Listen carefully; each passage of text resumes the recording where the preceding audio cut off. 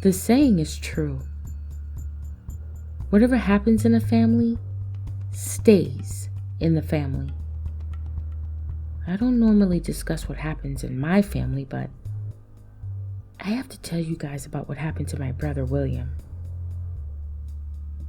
A few weeks ago, I was invited to a party in Randolph, Mass. That's only about 20 to 30 minutes outside of Boston. My car was in the shop, so I asked my brother for a ride there. He agreed. I got ready while William waited in the car for me.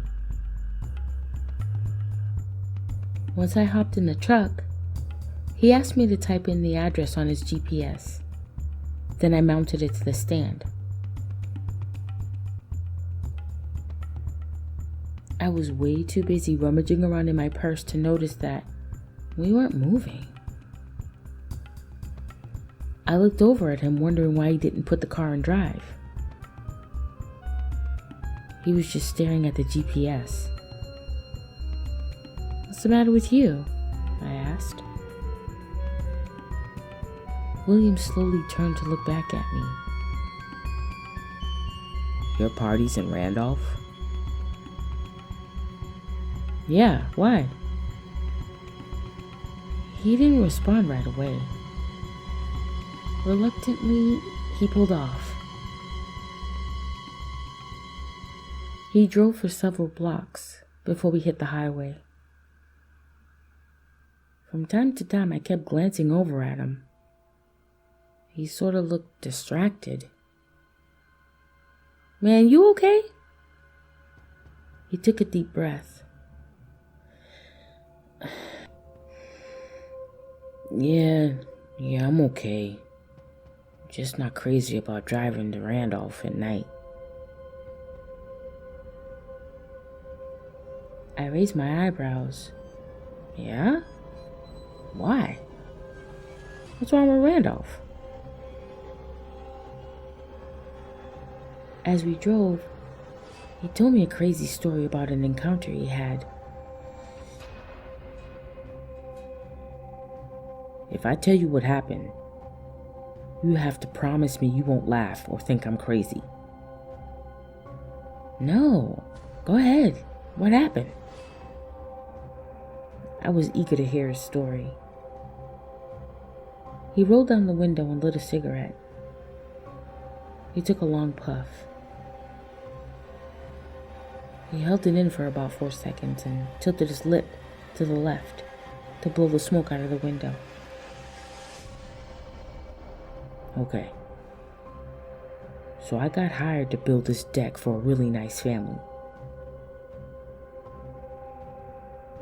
There was a specific way they wanted to build the deck, and it was a pleasure to work for them. On the last day, I took extra care to make sure everything was polished and sturdy.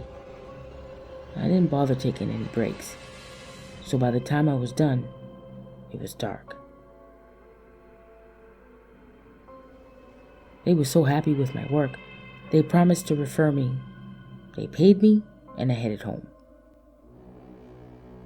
I was hungry and thirsty, so I decided to stop at this familiar convenience store on Main Street to grab a snack and a drink. The store was just down the street. Then something caught my eye. In the middle of the road, this big-ass dog walked out into the middle of the street. So I slowed down and I waited for it to go by. Do you know that blasted dog didn't even move? It just stood there staring at me. I half expected the owner to come out and coax it back, but no one showed up. Okay, cool. Stray dog, right? So I decided to turn my wheel to the right and go around it. This effing dog moved to the right so I couldn't get around it. "Move, stupid dog." That's what I kept whispering to myself. By now, I was flickering my headlights and honking my horn, revving my engines, but it just stood there. You know what was even crazier? The dog's eyes. They were glowing. Its eyes were beautiful, but the dog was acting weird. What's this thing, got rabies or something? Shit, move! Sis, dogs don't do that shit. I ain't gonna run the thing down, so I just sat there. I was about to put the car in reverse and leave when it finally turned its head and walked over to the other side of the road. Finally, friggin' dog. As I sat there listening to my brother's story, I could almost picture what he was talking about. My brother lit another cigarette. By now he was chain smoking. As he told his story, clearly he was nervous as he talked about his experience. William is descriptive when he tells stories. He can be funny too. I kept my eyes on the road, just listening. When I got in the store, I saw the clerk writing on a clipboard.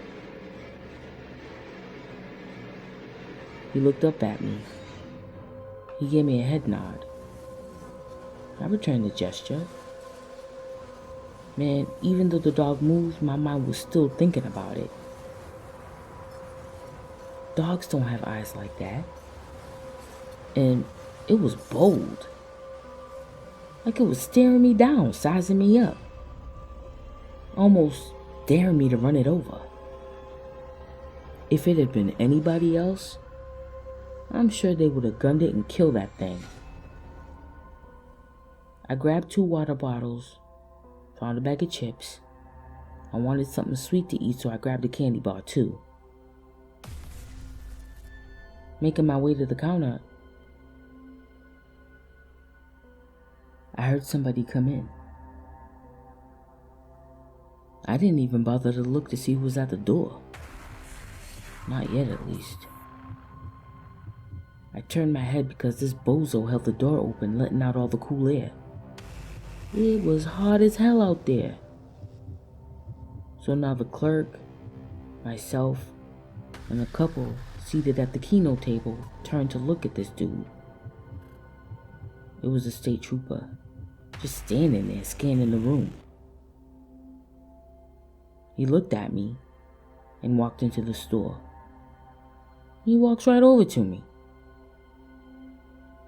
He was waiting for me to finish my purchase. The clerk bagged my stuff, looking right at me. I could tell he was curious too. I smiled and I grabbed my bag. I turned and I was looking right at the state trooper. We were standing face to face. I could see my reflection in his sunglasses, waiting for him to say something to me. He lowered his glasses, all dramatic and shit. His eyes were freaky looking. He looked like he was wearing Halloween contacts or something. He asked me, "Is that your gold Honda Civic parked outside?" I said, "Yeah." "Something wrong?" He stepped in a little closer and said, "Your taillight's busted. Make sure you get that fixed sooner rather than later." Dude wanted to act all extra and told me if he saw me again without it fixed, he'd give me a ticket. Then he pushed his sunglasses back up on his face. I felt some kind of way, like, why is he stepping to me like that? Over a broken taillight? It wasn't even that serious. I don't scare easy, but something about that dude's eyes, man. He seemed vaguely familiar. I knew exactly what my brother was talking about, especially with all the crazy things you see on social media about incidents with cops. But I just sat there listening to him. Inwardly, I was grateful his encounter with the state trooper didn't escalate into anything serious. Glancing over at the GPS, I could see my destination was coming up soon. I wasn't getting out of the car until my brother finished his story. I was totally engaged. My brother rolled up his window, keeping his eyes on the road. Something about that statey didn't sit well with me. I didn't even want to go outside. The clerk just kept staring at me. He gave me a, "What the hell was that about?" look. I shrugged and walked outside. My car did have a broken taillight, but I had this sick feeling in my gut like something wasn't right with this state trooper. Where's his car anyway? Where's he? His eyes were bothering me, so I unlocked my door and sat in the car and drank a bottle of water. I tossed the empty bottle in the back seat. I pulled out of the parking spot and was about to drive off when I saw that dog again. You ain't got to believe me or nothing, but it finally dawned on me. I could finally identify what was gnawing at my thoughts. The dog had the exact same eyes as the state trooper. That shit fucked me up. I wanted to throw up. Their faces, man. Their faces were identical. The dog was the state trooper. Man, listen, I know it sounds crazy, but that's the truth. I thought I was gonna lose my mind staring at that shit. So when I come out here, I only come out during the day because, oh shoot!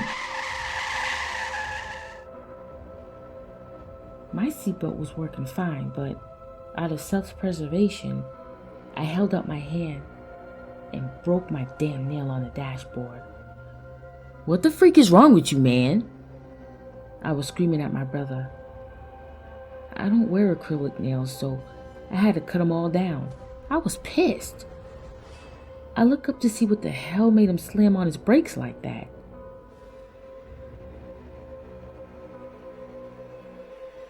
I was whispering my brother's nickname. Willie, do you see that? I turned to look over at him. His eyes were as big as saucers. He was staring back at me. He didn't say a word. With one smooth sweep of motion, he let go of the steering wheel with his right hand and reached behind me. His hand was on the headrest. He threw the car in reverse and floored it. Once we got to the top of the street, he spun the car around to go back home. I saw it. I saw the dog with those sick amber glowing eyes. My eyes stayed glued to the back window. I wanted to see if it was following us. Is it following us?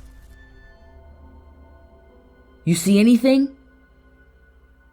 My brother was desperate to know. No, but slow down, man. We got home in no time. The GPS kept rerouting until the signal got lost. It was obvious I wasn't going to no damn party in Randolph. When we got in the driveway, we sat there for a long time. I was chain smoking right along with him, replaying what I saw on the road.